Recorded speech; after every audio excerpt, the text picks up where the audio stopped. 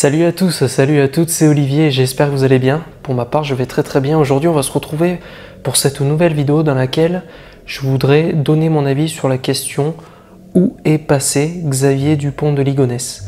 Donc pour ceux qui ne connaissent pas l'affaire Dupont de Ligonnès, je vous invite à vous renseigner sur internet ou même sur plein d'autres plateformes. Il y a des groupes qui se sont créés sur Facebook et tous les réseaux sociaux, je pense.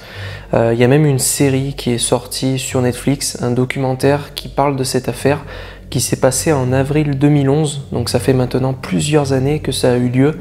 Ça s'est passé à Nantes et ça concerne une famille dans laquelle la mère de famille et les 4 enfants ont été assassinés. Et également d'ailleurs les 2 chiens aussi de la famille, il y avait 2 labradors qui ont aussi été tués.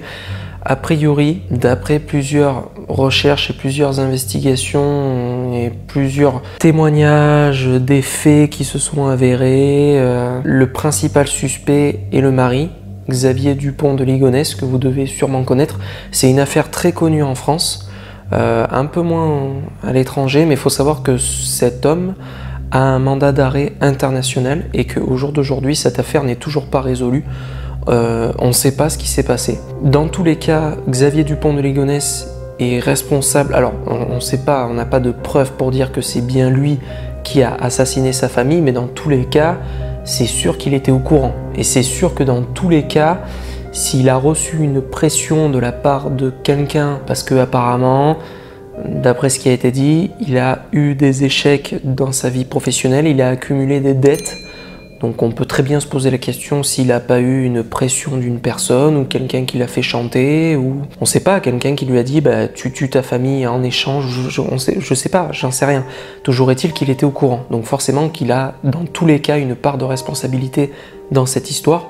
Je tiens quand même, avant de continuer, à dire que je pense très fortement à cette famille, à tous ses membres décédés et également aux proches des victimes, aux amis des enfants. Si vous regardez cette vidéo et que vous connaissiez la famille Dupont de Ligonnès, je suis vraiment désolé de tout ce qui a été engendré, tout ce qui s'est passé par la suite, parce qu'il faut quand même savoir que sur internet, ils ont montré les images, on peut voir la famille Dupont de Ligonnès en photo, ils ont été mis en pâture au grand public. Moi je trouve ça hyper choquant, enfin bon, ça reste mon avis.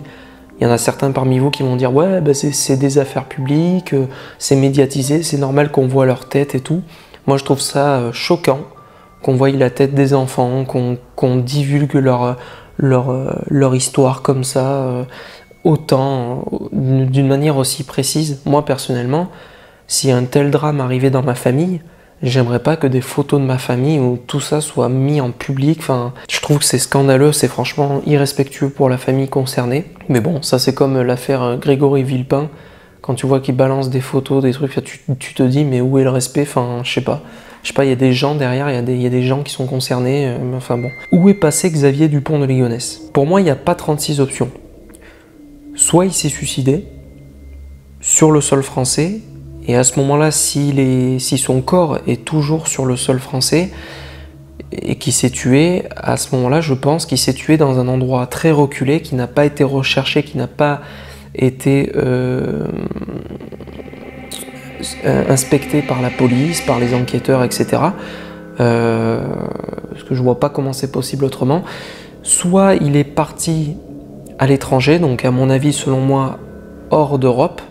On sait que dans les années 90, il a déjà été en Amérique avec sa famille. Il a même monté une boîte, je crois, là-bas.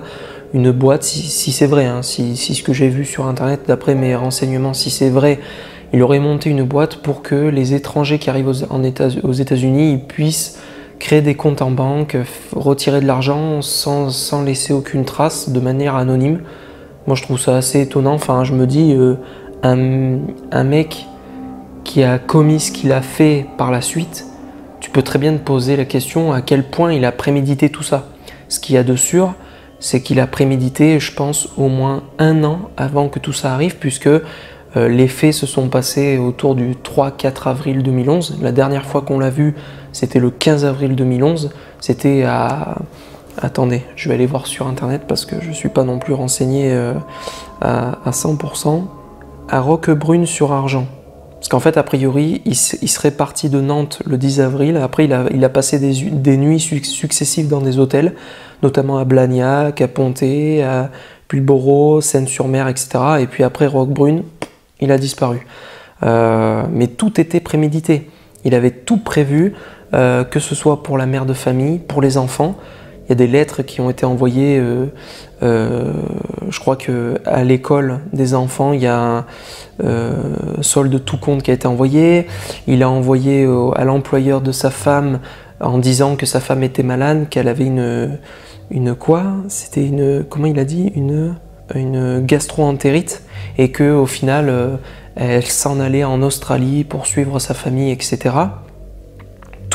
Tous les comptes bancaires de toute la famille, ils ont été clôturés. Le bail de la maison, il a été résilié. En fait, c'est ouf parce que la boîte aux lettres, elle a été démontée. À la place, un message imprimé sur feuille A4 indique que courrier retourné à leur expéditeur, merci.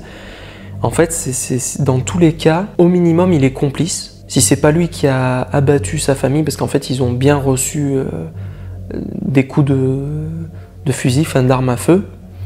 Ce qui est assez étonnant, je pense que Xavier Dupont de Ligonnès a tué sa famille parce que quelques mois avant le drame, je crois que c'était autour de décembre 2010, il s'entraînait dans un stand de tir. Il a été carrément acheté dans une armurerie, une arme, etc. Il a été acheté également tout ce qui est de la chaux, du ciment, etc. Puisqu'on a retrouvé les corps sous une terrasse, recouvert de chaux, etc. Enfin, tout était bien préparé pour qu'on ne puisse pas sentir l'odeur des corps qui sont en train de pourrir, quoi, tout simplement. Tout a été préparé. Il est même resté, a priori, au moins une semaine, voire même 2 semaines après que, a priori, il aurait tué les corps, pour faire croire que dans la maison, tout était là, voilà, il laissait de l'éclairage, etc. Mais il y avait quand même des gens qui étaient alertés. Le problème dans cette histoire, c'est qu'il y a plein de trucs qui s'entremêlent, il y a plein de trucs qui se contredisent, et du coup, tu sais plus vraiment où est la vérité, puisque d'après les enquêteurs, il aurait tué sa famille dans les nuits du 3 au 4 avril, voire même le soir du 5 avril, parce qu'il y a un des enfants qui n'était pas là le soir où il aurait drogué sa famille au restaurant, et puis après, une fois à la maison, une fois au dodo, il aurait abattu, voilà, un à un les membres de la famille. Enfin, c'est une horreur. Et puis le soir suivant, il aurait dit au dernier enfant de rentrer, que la mère était malade, etc. Enfin, il aurait monté de toutes pièces les trucs. Même sa propre sœur, sa mère, il aurait prévenu, disant que... Mais c'est un truc de ouf de voir à quel point le truc a été prémédité, c'est hyper choquant. Donc encore aujourd'hui, c'est l'homme le plus recherché, c'est l'un des hommes, si ce n'est l'homme le plus recherché du pays. Et l'affaire est toujours pas résolue. Il y a eu plus de 900 personnes qui ont interpellé les enquêteurs parce qu'ils pensaient l'avoir vu, ou alors ils pensaient machin. Au final, ça n'a jamais abouti. Il n'y a pas longtemps, il y a même eu un homme qui s'est fait arrêter à l'aéroport, je ne sais plus où, il pensait l'avoir trouvé, mais en fait les empreintes ADN ne correspondaient pas. Ils ont pensé à un moment avoir retrouvé des ossements non loin des derniers lieux où se trouvait Xavier Dupont de Ligonnès, mais il s'avère que c'était pas lui. En 2015, il y a une journaliste nantaise qui a reçu une lettre avec une photo des enfants, avec écrit au dos « Je suis toujours vivant ». Alors, est-ce que c'est un canular? Est-ce que c'est quelqu'un? Est-ce que c'est une mauvaise blague? Ou est-ce que c'est vraiment Xavier Dupont de Ligonnès? Pour moi, s'il est sur le sol français actuellement, pour moi, il est mort. C'est impossible. Pour moi, c'est impossible que Xavier Dupont de Ligonnès soit toujours en vie en France. Si là, à l'heure actuelle, il est en France et vivant, mais j'y crois pas du tout. Enfin, je me dis, mais comment c'est possible? Même en changeant physiquement, en changeant de nom et tout, avec tous les moyens d'aujourd'hui, et vu comment l'affaire a été médiatisée, tout le monde est au courant, comment le mec peut ne pas être repéré? Donc pour moi, c'est soit il s'est suicidé dans un lieu reclus, dans un lieu qui n'a pas été trouvé par les enquêteurs, parce qu'il faut savoir que quand il y a eu les battues de fait, quand il y a eu les recherches de fait suite à cette affaire, il y a eu beaucoup d'argent qui ont été mise pour cette affaire-là, et ça a fait beaucoup polémique. Il y a des gens qui ont dit « ouais, il y a beaucoup d'argent pour un seul homme, machin ».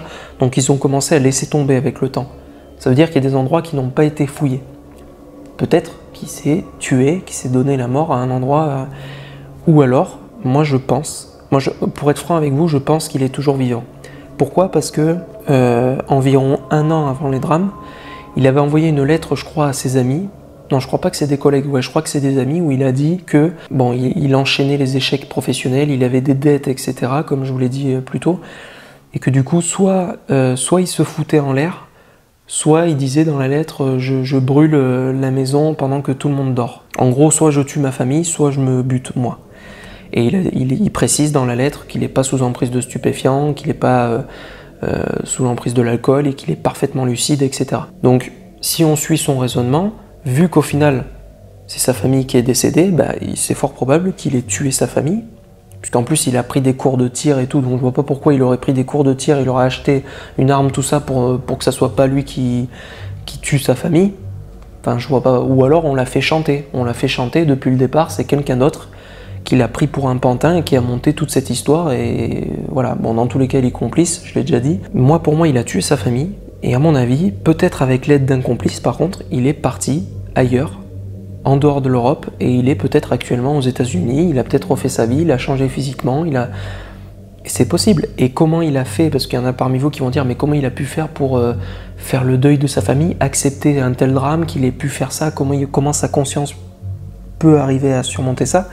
Apparemment, c'était quelqu'un qui avait la foi, qui était très croyant, qui était il avait même fait partie d'un truc sur un site, je crois, un truc de catholique ou je sais pas quoi, mais c'était quelqu'un de très étrange, quoi, à plusieurs facettes.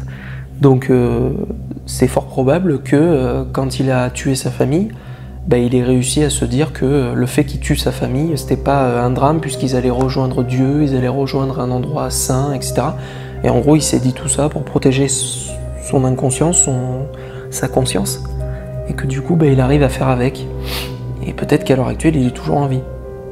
Le truc, c'est qu'on ne le sait pas, on n'a aucune preuve, on ne sait toujours pas à l'heure actuelle ce qu'il en est. C'est vrai que c'est une affaire qui est très fascinante. Moi, je vous invite en commentaire à me dire ce que vous en pensez de tout ça. Ça m'intéresse vraiment. Et en fait, perso, je pense que ce qui m'a choqué dans cette affaire, c'est que quand tu te renseignes sur l'histoire de cette famille, c'est une famille qui paraissait banale, comme tout le monde. Et en fait, je crois que c'est ça qui est aussi choquant dans cette affaire, c'est qu'on a l'impression que ça aurait pu être nous, ça aurait pu être notre famille. Tu sais, une famille où il n'y a aucun problème, tu te dis, bah non, mais tout le monde va bien, les enfants, ils rigolent, ils sont à l'école, ils ont des amis et tout.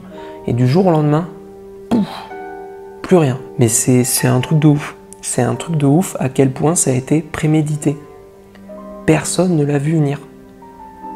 Les gens ont commencé à se poser des questions. Les voisins, ils voyaient Xavier Dupont de Ligonnès faire des allers-retours, tout un peu chelou. Les amis des enfants, ils n'avaient pas de nouvelles sur Internet des enfants, etc. C'est un truc de ouf. La mère de famille, quelques mois avant ou quelques années, je sais plus, elle avait consulté un site sur Internet pour dire que elle n'était pas heureuse au sein de son couple. Donc il y a plein de preuves qui montrent que de toute façon, enfin, mais c'est ouf cette affaire. Il y a un côté fascinant dans cette affaire et t'as vraiment envie. J'espère vraiment qu'un jour ça sera élucidé, ne serait-ce que pour la famille, pour qu'il y en ait qui arrêtent de vivre dans le cauchemar, dans le questionnement de se dire mais qu'est-ce qui s'est passé, pourquoi, qu'est-ce qui s'est passé, et aussi en mémoire des victimes pour qu'on puisse faire lumière sur cette histoire et que justice soit faite, parce que là c'est hallucinant quoi. Les enfants étaient jeunes, ils avaient la vie devant eux et c'est choquant, c'est hyper choquant. Donc voilà, écoutez, c'était Olivier, j'espère que cette vidéo vous aura plu et puis on se dit à une prochaine fois. Salut tout le monde.